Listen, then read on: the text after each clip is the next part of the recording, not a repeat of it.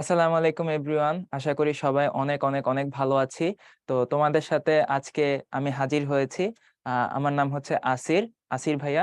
পড়াশোনা করছি বর্তমানে বুয়েটের ট্রিপল ই ডিপার্টমেন্টে। আর তোমাদের সাথে আমি আজকে আলোচনা করব ইঞ্জিনিয়ারিং মাস্টার ক্লাসের ফিজিক্সের সেকেন্ড পেপারের একটি অধ্যায়, সেটা হচ্ছে মডার্ন ফিজিক্স বা আধুনিক পদার্থবিজ্ঞানের সূচনা। ঠিক আছে? তো এই চ্যাপ্টারটা নিয়ে তোমাদের ভিতর অনেকেরই অনেক কনফিউশন থাকতে পারে, বাট বিশ্বাস করো এই চ্যাপ্টারের ম্যাথ গুলা কিন্তু খুবই সহজ, যদি ছোট ছোট বিষয় তুমি একটু ধরে ফেলতে পারো। ঠিক আছে? আর এই চ্যাপ্টার থেকে বুয়েটে প্রতি বছরই দেখা যায় যে কোশ্চেন হয়। ইনফ্যাক্ট বিভিন্ন ইঞ্জিনিয়ারিং ইউনিভার্সিটিতেই কিন্তু এই চ্যাপ্টারটা থেকে প্রতি বছরই বেশ বেশ কিছু কোশ্চেন হয়ে থাকে। তো তোমরা যদি জাস্ট আমাদের ইনস্ট্রাকশন গুলো ফলো করো, আশা করি এই চ্যাপ্টারের প্রবলেম গুলো সলভ করতে তোমাদের খুব একটা প্রবলেম হবে না। ওকে, তাহলে আমরা কথা না বাড়িয়ে সামনের দিকে যাই। দেখে নিই আসলে এই চ্যাপ্টারে আমাদের কি কি টপিকের উপর ফোকাস রাখতে হবে। তো প্রথমে আমরা দেখতে পাচ্ছি দৈর্ঘ্যের আপেক্ষিকতা, সময়ের আপেক্ষিকতা এবং ভর ও শক্তি। তো মেইনলি তোমরা জানো যে রিলেটিভিটির বেশ কিছু হচ্ছে আমাদের সূত্র আছে, এই সূত্রগুলো থেকে কিন্তু প্রায় ম্যাথ হয়। তো তোমরা অনেকেই হয়তো L L nought, T T nought, M M nought এগুলোর ভিতর কোনটাকে কি ধরবো এটা নিয়ে কনফিউশনে ভুগো। আশা করি আমি কনফিউশনটা তোমাদের দূর করতে পারবো। ওকে, আচ্ছা। তো বুঝতেই পারতেছো 3 স্টার টপিক, ব্যাপক কোশ্চেন আসে এখান থেকে। আর ভর শক্তি রূপান্তর থেকে অনেক কোশ্চেন হয়। আর ফোটনের শক্তি, এক্স রে নির্গমন, ভরবেগ এগুলো হচ্ছে অনেকটা সাব টপিকের মধ্যে, এগুলো থেকে মোটামুটি কোশ্চেন হয়, বাট জিনিসগুলো ইজি।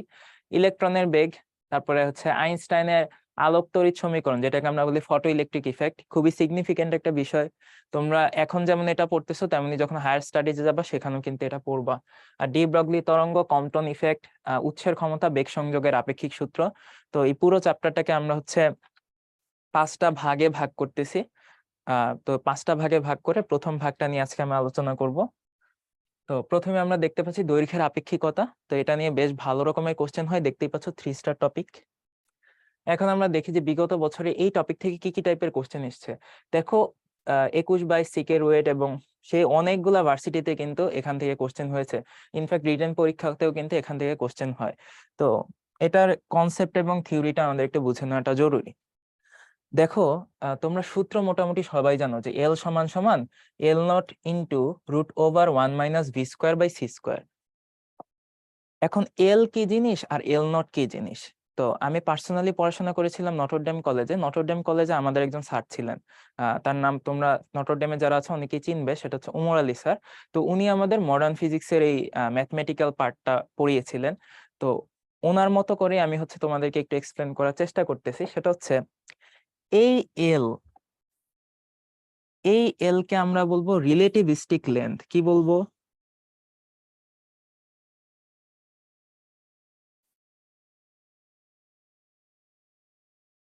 Relativistic length. আর এই যে এল নট, এই এল নটটাকে আমি বলবো প্রপার লেন্থ, অর্থাৎ অ্যাকচুয়াল যে লেন্থ সেটা। অর্থাৎ একটা হচ্ছে প্রপার লেন্থ, একটা হচ্ছে রিলেটিভিস্টিক লেন্থ। স্থির দৈর্ঘ্য, গতিশীল দৈর্ঘ্য এগুলার কথাবার্তা বলবো না, জাস্ট বলবো proper length and relativistic length. এখন প্রপার লেন্থ কি জিনিস আর রিলেটিভিস্টিক লেন্থ কি জিনিস, এটা নিয়ে তোমাদের অনেকেরই অনেক কনফিউশন আছে। দেখো, আমার হাতে একটা স্কেল আছে, এটা হচ্ছে মোটামুটি 12 ইঞ্চির একটা স্কেল। তো আমি নিজে স্টুডিওর ভিতরে স্থির অবস্থায় দাঁড়িয়ে আছি, এবং আমার সাথে এই যে স্কেলটা আছে, এই স্কেলটাও কিন্তু স্থির অবস্থাতেই আছে। অর্থাৎ আমার রেসপেক্টে এই স্কেলটা কিন্তু এখন স্থির। তার মানে আমি এখন এই স্কেলটার যে লেন্থটা মাপবো সেটা হবে প্রপার লেন্থ বা অ্যাকচুয়াল লেন্থ। আর সেটা কত? বোঝাই যাচ্ছে 12 ইঞ্চি বা 1 ফিট। বাট এখন মনে করো একটা কাল্পনিক সিচুয়েশন, যে আমার হাতে যে কলমটা আছে এটাকে ধরে নাও একটা স্পেসশিপ, ধরে নাও একটা স্পেসশিপ। হ্যাঁ, তো স্পেসশিপের মধ্যে আমি ধরো একটা জীবাণু নিলাম। এই জীবাণুটা এই স্পেসশিপের মধ্য দিয়ে ধরো আলোর বেগে কাছাকাছি বেগে গতিশীল হচ্ছে, বেশ অনেক দ্রুত একটা বেগে গতিশীল হচ্ছে। লেটস সে আলোর বেগের কাছাকাছি, ধরো 0.5 সি বা 0.6 সি বা 0.7 সি এইরকম স্পিডে সে গতিশীল হচ্ছে। তাহলে গতিশীল অবস্থায় এই স্পেসশিপটার মাঝে যে জীবাণুটা আছে, সেই জীবাণু এই স্থির স্কেলটার দৈর্ঘ্য কতটুকু গণনা করবে? সে কিন্তু কখনোই এই স্পেসশিপে থাকা কেউ একজন, খুব দ্রুতগামী গতিশীল স্পেসশিপে থাকা কেউ একজন এই স্কেলটার অ্যাকচুয়াল লেন্থ মাপতে পারবে না।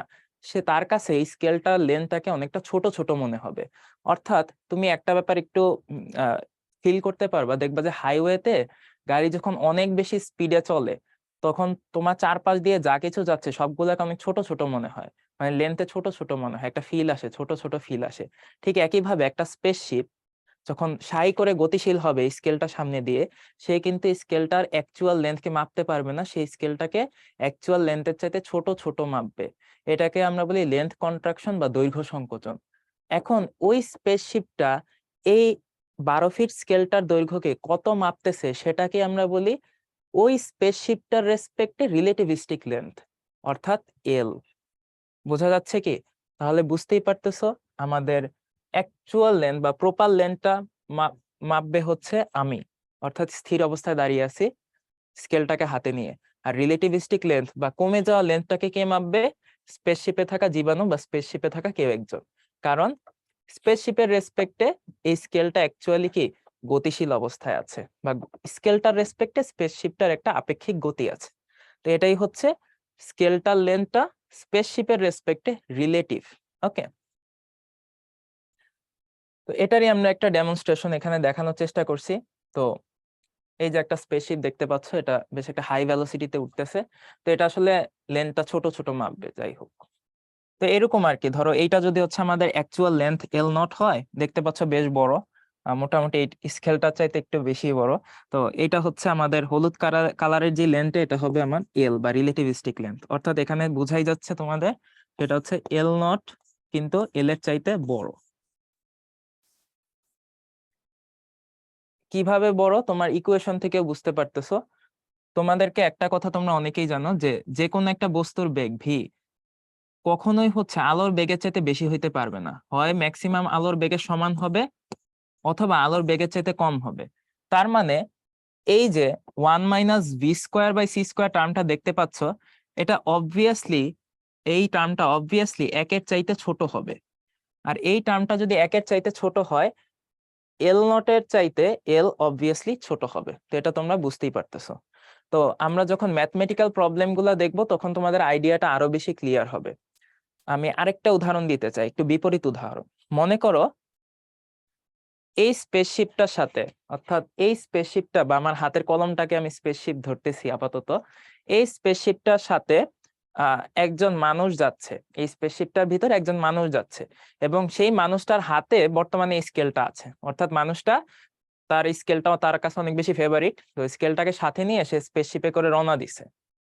এখন আমি পৃথিবীতে বসে আছি, আমার বন্ধু সাপোজ স্কেলটাকে সাথে নিয়ে স্পেসশিপে করে রওনা দিছে। এখন স্পেসশিপে আমার বন্ধু স্কেলটাকে হাতে নিয়ে মহাশূন্যে ভাসতেছে। এখন বলতো স্কেলটা আমার সাপেক্ষে গতিশীল নাকি আমার বন্ধুর সাপেক্ষে গতিশীল? নিশ্চয় আমার সাপেক্ষে গতিশীল, কারণ আমি পৃথিবীতে উদ্ভাসের স্টুডিওতে স্থির। বাট আমার স্কেলটা, ওই স্কেলটা আমার বন্ধুর হাতে স্পেসশিপের ভিতর গতিশীল। তার মানে আমি এখন আমার স্কেলটার যে লেন্থটা পাবো সেটা হচ্ছে রিলেটিভিস্টিক লেন্থ, আর আমার বন্ধু স্পেসশিপে বসে তার হাতে নিয়ে যে স্কেলে যে লেন্থটা মাপবে সেটা হবে প্রপার লেন্থ বা এল নট। কারণ আমার বন্ধুর সাপেক্ষে স্পেসশিপে গতিশীল, আমার বন্ধুর সাপেক্ষে ওই একই স্পেসশিপে থাকা স্কেলটা হচ্ছে স্থির বা অ্যাকচুয়াল। তাহলে আমার বন্ধু কিন্তু এবার এগিয়ে যাবে আমার চাইতে, সে মাপবে হচ্ছে অ্যাকচুয়াল লেন্থ বা প্রপার লেন্থ, আর আমি মাপবো রিলেটিভিস্টিক লেন্থ। ওকে, তো সামনে আমরা প্রবলেম গুলা দেখি। এখন দেখো প্রথমে কি বলছে, আমরা আস্তে ধীরে আগাই, যে একটা রকেট কোন স্থির পর্যবেক্ষকের সাপেক্ষে চলতে থাকলে এটির দৈর্ঘ্য হয় 99%। যেটা বললাম যে আমাদের হচ্ছে রিলেটিভিস্টিক লেন্থটার কারণে লেন্থ কন্ট্রাকশন হয়, তো 100%-এর চাইতে কমে যায় হচ্ছে গিয়ে কত, 99%। তো রকেটটার গতিবেগ নির্ণয় করতে বলছে, খুবই ইজি প্রবলেম। দেখো আমাদের সূত্রটা কি ছিল, আমাদের সূত্রটা ছিল,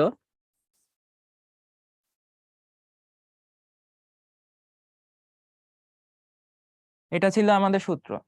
তো আমাদের পার্সেন্টেজটা কেমন দাঁড়াইছে দেখো, 99% দাঁড়িয়ে গেছে। তার মানে আমাদের relativistic length divided by proper লেন্থের রেশিওটা এখন হচ্ছে 0.99। ওকে, 0.99। তাহলে এখান থেকে আমরা একটা ব্যাপার বলতে পারি যে এল বাই এল নট এটা সমান সমান কি লেখা যায়, 0.99 ইজ ইকুয়ালস টু √1 - v²/c²। এখান থেকে আর খুব বেশি দূর তোমাকে ক্যালকুলেশন করতে হবে না।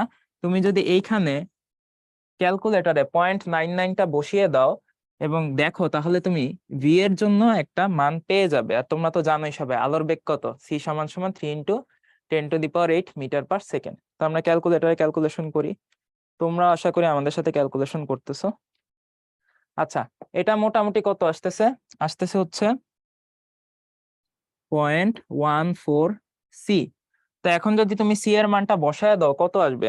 0.14 ইন্টু সি, সি এর মান হচ্ছে 3 × 10⁸ মিটার পার সেকেন্ড, আসতেছে মোটামুটি আমাদের 4.232 ইন্টু 10⁻7 মিটার পার সেকেন্ড। তাহলে এই বি নাম্বারটা হচ্ছে আমাদের আনসার। দেখছো, মানে দেখা মাত্রই আনসার করে ফেলার মতো কোশ্চেন। যাই হোক, তারপরে কোশ্চেনটা কোথায় আসছিল? আইওটিতে আসছিল 18-19 সালে। আর train at rest has a length of 100 metre, at what speed must it approach a tunnel of length 80 meters so that an observer at rest with respect to the tunnel will see that the entire train is in the tunnel one time. Okay, অর্থাৎ এই টানেলটার original length হচ্ছে টানেলটা না, ট্রেনটার original length হচ্ছে 100 metre, but টানেলটা হচ্ছে গিয়ে আমাদের 80 metre লেন্থের। এখন একটা অবজারভারের কাছে বা পর্যবেক্ষকের কাছে মনে হচ্ছে যে কোনো না কোনো কারণে ওই টানেলটার সমান দৈর্ঘ্যেরই তাকে ট্রেনটা মনে হচ্ছে। অর্থাৎ ট্রেনটার অ্যাকচুয়াল লেন্থ আমাদের কত ছিল? 100 মিটার। তার মানে এইটা হচ্ছে আমাদের এল নটের ভ্যালু, বাট রিলেটিভিস্টিক লেন্থটা অবজারভারের কাছে কত মনে হচ্ছে? 80 মিটার, অর্থাৎ এল মনে হচ্ছে। তার মানে এল জানা, এল নট জানা, ভি বের করা কি কোনো ব্যাপার? ব্যাপারই না। কিভাবে বের করা যায় একটু দেখি।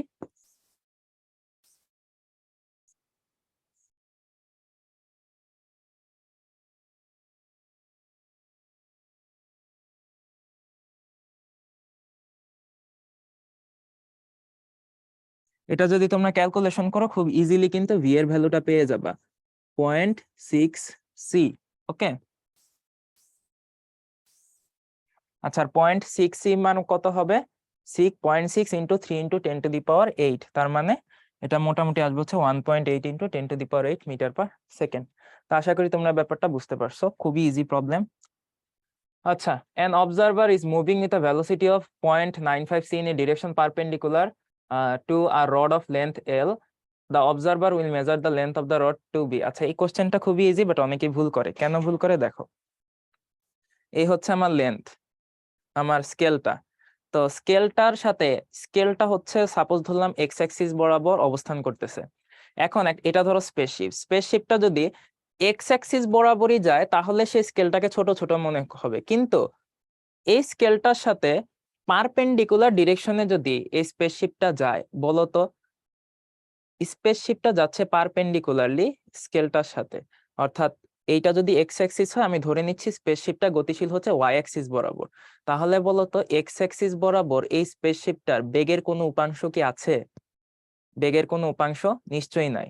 যেহেতু এই স্কেল বরাবর বা স্কেলের দৈর্ঘ্য বরাবর স্পেসশিপটার বেগের কোনো উপাংশ বা কম্পোনেন্ট নাই, তাহলে আমরা ধরে নিতে পারি এইখানে স্কেলটা বরাবর বা আমাদের যে অবজারভার যেই বরাবর গেছে, সে রডের যে লেন্থটা মাপছে সেই রডের লেন্থটার ক্ষেত্রে খুব একটা চেঞ্জ হবে না, কারণ রড বরাবর কিন্তু সে গতিশীল হয় নাই। রডের দৈর্ঘ্য বরাবর ওই স্পেসশিপটার বা অবজারভারের বেগের কম্পোনেন্ট কত? 0। সো আলটিমেটলি এখানে কিন্তু আমাদের ইফেক্টিভ ভিটা হচ্ছে গিয়ে 0।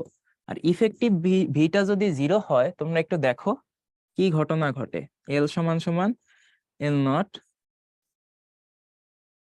যদি ভি 0 হয় তুমি কিন্তু পেয়ে যাচ্ছে এখান থেকে L is equal to L nought. Okay, কাজেই সে কিন্তু ছোটও দেখবে না, বড়ও দেখবে না, ইনফ্যাক্ট ইকুয়াল দেখবে। আচ্ছা, তো এটা একটু কনসেপচুয়াল কোশ্চেন ছিল। পৃথিবীতে একটা রডের দৈর্ঘ্য 110 মিটার, উড়ন্ত অবস্থায় রকেটের দৈর্ঘ্য হচ্ছে 108.5 মিটার হলে রকেটের বেগ নির্ণয় করো। একই টাইপের কোশ্চেন, হ্যাঁ। তো এখানে দেখো উড়ন্ত অবস্থায় রকেটের দৈর্ঘ্য, বুঝতেই পারতেছো এটা হচ্ছে আমাদের রিলেটিভিস্টিক লেন্থ বা এল, আর পৃথিবীতে রকেটের দৈর্ঘ্যটা হচ্ছে আমাদের অ্যাকচুয়াল লেন্থ, যেটাকে বলে একটা হচ্ছে এল আর একটা হচ্ছে এল নট। বোঝাই যাচ্ছে একটা বড় একটা ছোট দেওয়া আছে। তো এখানে ওই যে একই সূত্র, কি হবে? এল বাই এল নট সমান সমান √1 - v² / c²। এখান থেকে ভিটা ক্যালকুলেট করতে পারবা। তোমাকে কিন্তু অলরেডি এখানে এল এবং এল নটের ভ্যালুটা দিয়ে দেওয়া আছে, তাহলে এগুলা ক্যালকুলেটরে হিসাব করতে পারবা, এই কারণে এমসিকিউতে আছে। আমরা কিভাবে করতে পারি? 108.5 ডিভাইডেড বাই 110 স্কোয়ার করি 1 মাইনাস করি রুট করি।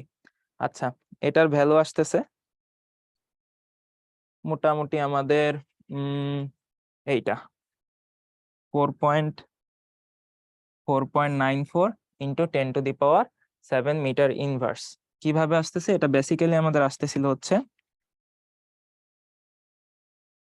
এটা বেসিক্যালি আমাদের যেটা আসতেছিল সেটা হচ্ছে 0.16458 সি ভেলোসিটিটা। ওকে, সো খুবই দ্রুত ক্যালকুলেশন করার জন্য বেশ ভালো প্রবলেম, এগুলা অনেক ইজি। এখন দেখি একই question, a spaceship is 98 metre long, how fast it have to be moving to appear only 49 metre long. দেখো বলাই আছে অ্যাকচুয়াল লেন্থটা কত, 98 মিটার, আর রিলেটিভিস্টিক লেন্থটা কত, কত মনে হবে একে, 49 মিটার। তাহলে একটা এল আর একটা এল নট কিন্তু দেওয়াই আছে। তাহলে এল সমান সমান হচ্ছে আমাদের 49 মিটার, এল নট সমান সমান হচ্ছে 98 মিটার।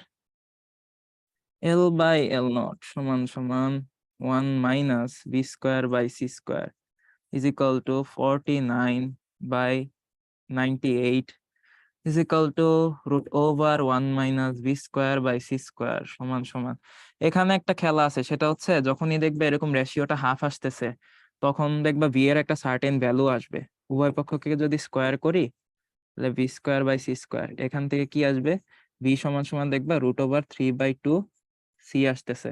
যখনই রেশিওটা হাফ আসবে তখন দেখবা √3/2 ইন্টু c আসবে। ঠিক আছে, তো এখানে আমি চাইলে ক্যালকুলেশন না করেও ডিরেক্ট আনসার বসাইতে পারতাম। কিভাবে? ক্লাসের শুরুতেই বলছিলাম যে পৃথিবীতে আল্লাহর দুনিয়া এমন কোনো বস্তু নাই যেটার বেগ আলোর বেগের চাইতে বেশি হতে পারে। আলোর বেগ কত, 3 × 10⁸ মিটার পার সেকেন্ড। কিন্তু মজার ব্যাপার দেখো, অপশন ডি, অপশন বি এবং অপশন এ তে যে ভ্যালোসিটি গুলো আছে এগুলো সবাই হচ্ছে আলোর বেগের চাইতে বেশি, যেগুলো হচ্ছে ভ্যালিড ভ্যালোসিটি না। কাজেই বুঝতে পারতেছে আনসার কিন্তু এটাই হবে। ওকে, আচ্ছা এখন আরেকটা আমরা দেখি একই রকম প্রায়, একটা কাল্পনিক রকেট, ওই যে আমার স্পেসশিপ আর কি, কত দ্রুতিতে চালালে, অর্থাৎ বেগটা জানতে চাইছে, কত দ্রুতিতে চালালে এর চলমান দৈর্ঘ্য স্থির অবস্থার 1/3 হবে। চলমান দৈর্ঘ্য মানে ছোট হয়ে গেছে যেটা, তার মানে এটা হচ্ছে রিলেটিভিস্টিক। আর স্থির অবস্থায় মানে যেটা হচ্ছে প্রপার লেন্থ। ওকে, তাহলে এল আর এল নট এর রেশিওটা কত দেওয়া আছে, 1/3। তাহলে এইটা বেসিক্যালি হচ্ছে আমাদের √1 minus V square by C square. তাহলে এটা কত আসে, স্কোয়ার করো,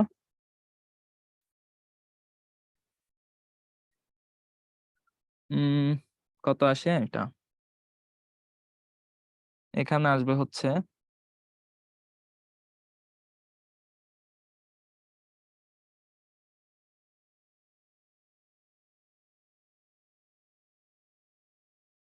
খুবই ইজি ইজি ক্যালকুলেশন। হ্যাঁ, সি এর মানটা বসায় দিই,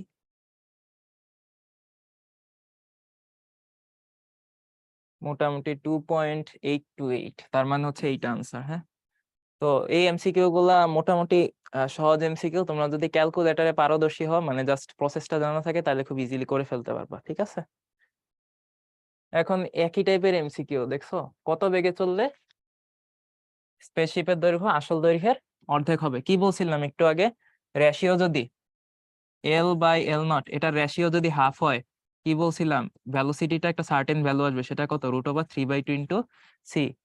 দুইটা এমসিকিউ আগে দেখা যাচ্ছে শর্টকাটটা। কাজে এখানে কিন্তু ফার্দার ক্যালকুলেশন না করে আমরা আনসার বলতে পারতেছি √3/2 ইন্টু সি।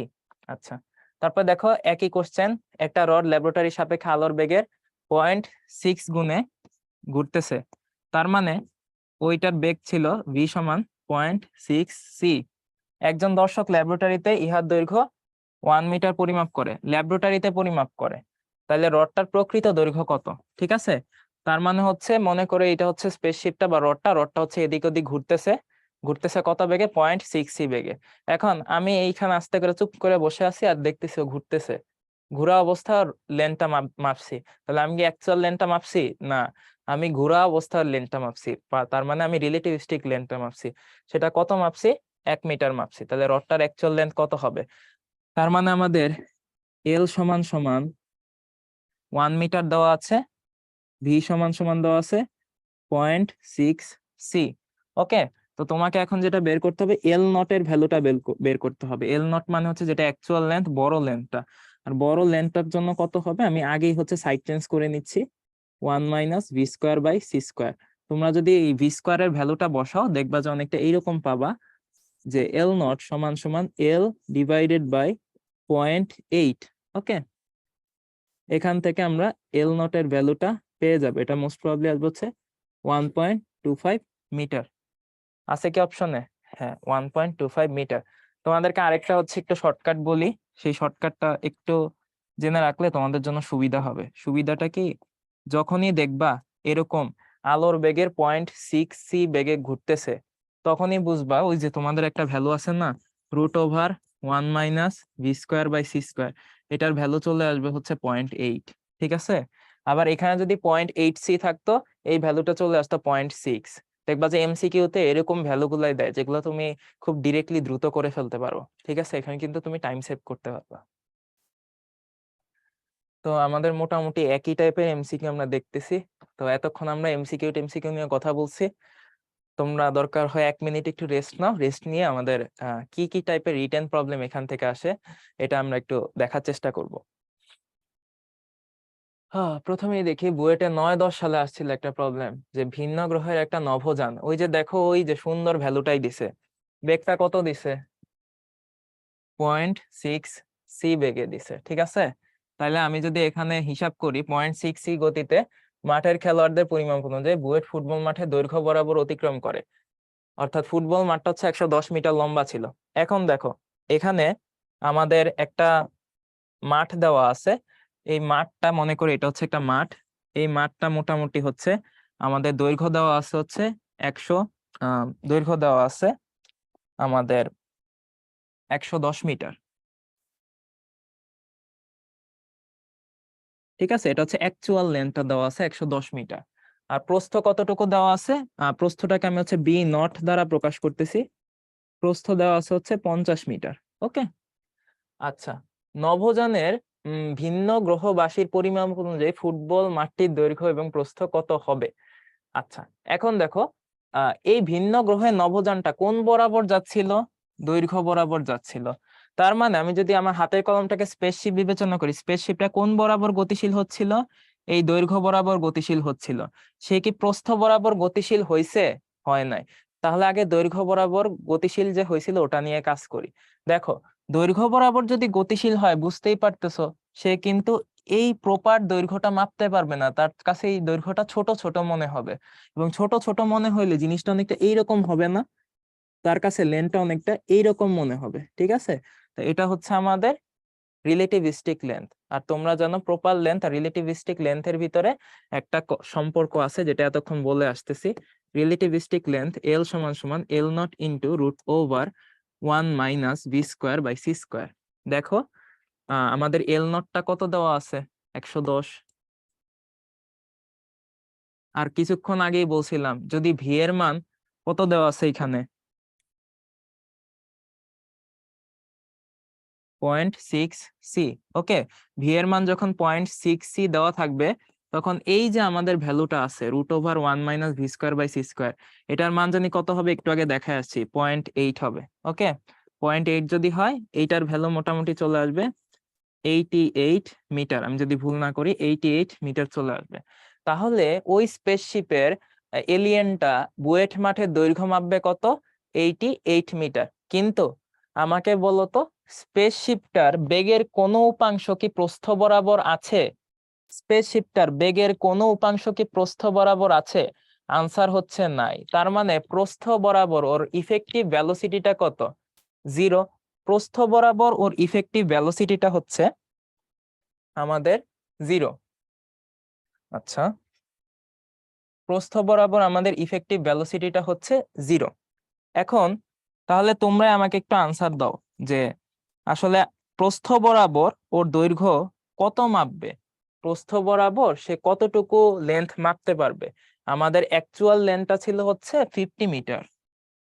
ঠিক আছে, আর আমরা বলছি যে প্রস্থ বরাবর কিন্তু ওই নভোযানটার ইফেক্টিভ ভেলোসিটি হচ্ছে 0। তার মানে একটু আগে আমরা এমসিকিউ দেখে আসছি, যদি কোনো একটা অ্যাক্সিস বরাবর ইফেক্টিভ ভেলোসিটি যদি 0 হয়, তাহলে লেন্থ ওই অ্যাক্সিস বরাবর যেমন ছিল তেমনই মাপবে, ঠিক আছে? সো আমরা এখানে বলতে পারি আমাদের যদি রিলেটিভিস্টিক যেই প্রস্থটা আছে সেটা যদি B equal to B naught into root over 1 - v² / c²। তো এখানে আমাদের বি নট ছিল হচ্ছে 50 ইন্টু রুট ওভার 1 - 0² / c²। এটা যা মাপার কিন্তু তাই মাপবে, 50 মিটারই মাপবে, ঠিক আছে? তার মানে আমরা কিন্তু অলরেডি আমাদের যেই দৈর্ঘ্য এবং প্রস্থ যেটা হচ্ছে এলিয়েনটা মাপছিল সেটা পেয়ে গেছি। তোমাদেরকে এমনও কোশ্চেন করতে পারে যে এই ফুটবল মাঠটার আলাদা আলাদা ভাবে দৈর্ঘ্য এবং প্রস্থ জানতে না চেয়ে তোমাদেরকে বললো ধরো সাপোজ এই মাঠটার এরিয়া কত মনে হবে, তাহলে এরিয়া বের করা কিন্তু তখন তোমাদের কাছে কোনো ব্যাপারই হবে না। জাস্ট এক্সট্রা একটা জিনিস অ্যাড করে দিলেই হবে যে এরিয়া সমান সমান কি বলতো, এল ইন্টু বি। তখন কত হবে, 88 ইন্টু 50। ওকে, তো এই টাইপের প্রবলেম কিন্তু তোমাদের থাকতে পারে। তো এটা আমাদের মেইন কোশ্চেনের অংশ ছিল না, দেখাই দিলাম আর কি। একই রকম কোশ্চেন যে একটা মিটার স্কেলকে হচ্ছে দৈর্ঘ্য বরাবর মহাশূন্যে 2.6 × 10⁸ বেগে নিক্ষেপ করা হলে পৃথিবী থেকে এক মিটার স্কেলটার দৈর্ঘ্য কত মনে হবে। তো কত মনে হবে, কত পর্যবেক্ষণ করবে, এই টাইপের কোশ্চেন গুলা যখনই থাকবে বুঝে নিবা তোমার কাছে রিলেটিভিস্টিক লেন্থটা জানতে চাইছে, অর্থাৎ এলটা জানতে চাইছে, এবং এল নটটা কিন্তু দেয়াই আছে, এবং তোমার কিন্তু ভেলোসিটি ভিটাও দেওয়া আছে। তার মানে এটা কিন্তু একটা এমসিকিউ কোশ্চেন যেটা এতক্ষণ আমরা করে আসছি। কি করে আসছি দেখো, এখানে আমাদের সূত্রটা কি ছিল, এল সমান সমান এল নট ইন্টু রুট ওভার, ঠিক আছে, আর ভি সমান সমান দেওয়া আছে, আর আমরা তো জানি সি সমান সমান কত। সো এখান থেকে আমরা ভি বাই সিটাও চাইলে বের করে রাখতে পারি। তাহলে এখানে দেখো আমাদের লেন্থটা কত আসবে, এল নট হচ্ছে 1 metre, root over 1 - 2.6 / 3 whole square metre সমান সমান কত আসে দেখি।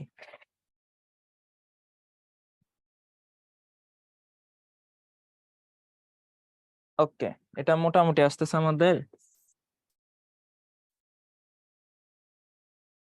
এত আসতেছে। আচ্ছা, 49 এত সি না, এত মিটার আর কি।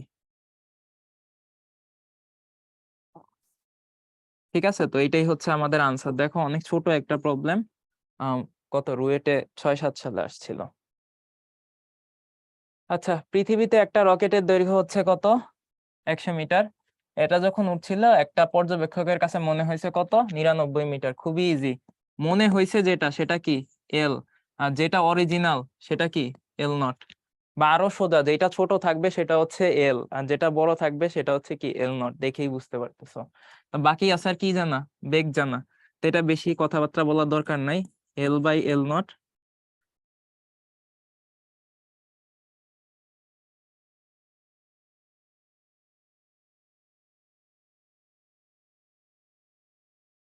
এল এর ভ্যালু কত দেওয়া আছে, 99। এল নট কত দেওয়া আছে, 100।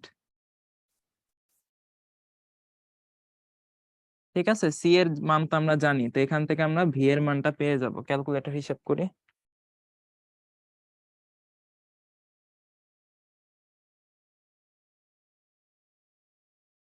0.14106 সি। তো এটা যদি আমরা সি এর ভ্যালুটাও বসায় দিই কত আসে দেখি।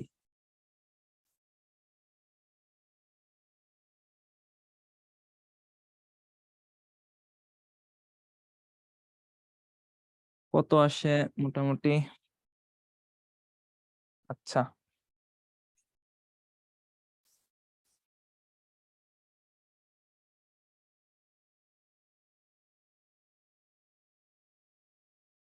ঠিক আছে, তো এটাই মোটামুটি আমাদের আনসার আসবে আর কি। তো একই টাইপের প্রবলেম, ইজি প্রবলেম, একটু চোখ কান খোলা রেখে সলভ করলে এত আমাদের সমস্যা হবে না। তো মোটামুটি এই ছিল আমাদের দৈর্ঘ্যের আপেক্ষিকতা রিলেটেড প্রবলেম গুলা।